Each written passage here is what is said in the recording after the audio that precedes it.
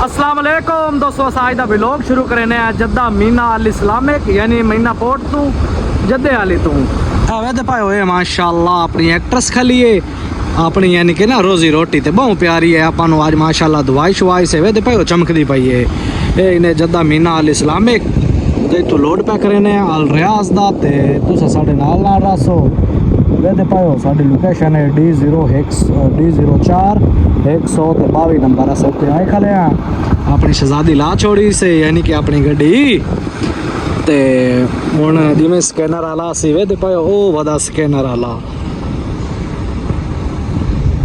ओ वदा ने स्कैनर आला आसी साडे नंबर ते साडा लोड करे सी असा लोड करके इंशाल्लाह रियाज वाले पासे मुंह कर ले सी ते तो नाला रूटीन शेयर करने हैं अबे तो पाओ सूरज सूरज लै गया ने तो बहुत ही खूबसूरत है मीना ठीक हो गया वे तो पाओ जहाज आया कल ने ये अपनी गड्डी तो अगे भी खाई है माशाल्लाह चेक करो आज दवाई शवाई अजे गड्डी दवा ले भी तो माशाल्लाह चमकदी है तो पता कि बारिशां वगैरह आन तो दवाई कोई ना तो अज इन्ने टाइम ही लग गया है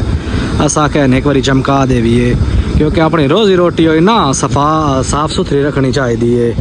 वो वध्यो इस स्कैनर वदा ने चलता फिरदा टुरदा चेक करो ये इन्हें मीना जद्दे वाली मीना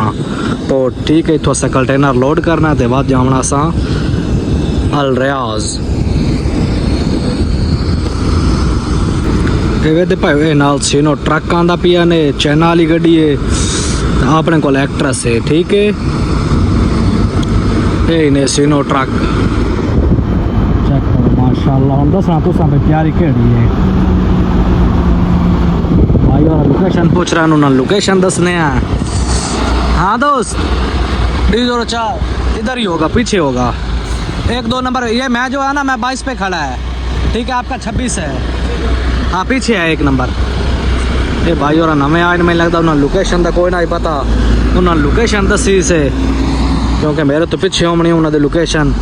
मैं बावी ते खला तो अगे देर यानी कि इन देर खत्म होंदियां पईयां लोकेशना वो जिथे भाई खला पिछला वालवो वाला इतने भाई दी लोकेशन होनी है भाई मोड़ के वहिंदे पैन भाई और कोल जेड़ी आई ना सीनो ट्रक के चाइना वाला ते अपने कोल माशाल्लाह एक्ट्रेस हुई सुकून दे गड्डी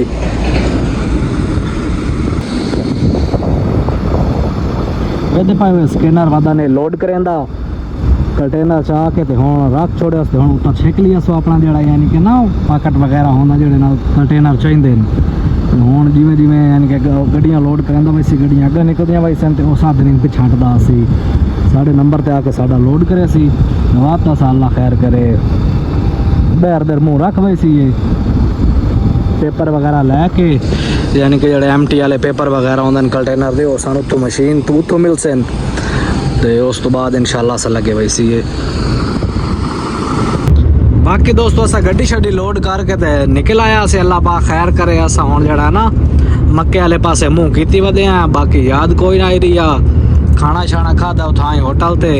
पिछा मत्ता रेली ते असा के हुण इंशाल्लाह मक्का क्रॉस करके किदाई माए सौंसी वे दे पायो लुगा लुगा रोड इडे ते का शय भी कोई नहीं पाकिस्तान तो बड़े आते हैं भाई दिन होंदे ते भूत होंदे रात नूं ते असा तो कल्ले कल्ले वधे रहने अल्हम्दुलिल्लाह आज ताईं सन कोई साल डेढ़ हो गया सऊदी जसा दा जिन भूत कोई नहीं वेखे ते नहीं ते कोई डर होंदा है किसी चीज दा बिल्कुल कल्ला वदा वेख दोस्तों ये इन्हें शहर मक्का असां मक्का शहर दे विच इंशाल्लाह बड़े वधे अल्लाह खैर करे तुहानू जूम करके क्लॉक टावर विखाइने अल्लाह दा घर वेदे पायो ये बिल्कुल नजदीक है इत्थों चेक करो माशाल्लाह चेक करो इन्हें शहर मक्का ठीक है असां अल्लाह खैर करे इन्हें समझो भाई मक्का क्रॉस कीती वधे आ हाले वधे तो बेचा मक्का दे लेकिन यानी कि इन्हें समझो जो मेन पॉइंट है वो निकल गए हैं चेक करो खूबसूरती कितनी है यहाँ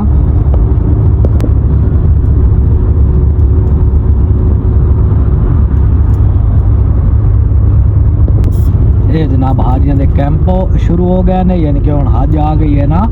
हज आवन वाली है यानी कि अगों ते हुण तैयारियां शुरू होईयां दियां हाड़ियां दे कैंप वे दे पाए होए दोवें ते इस साइड दोवें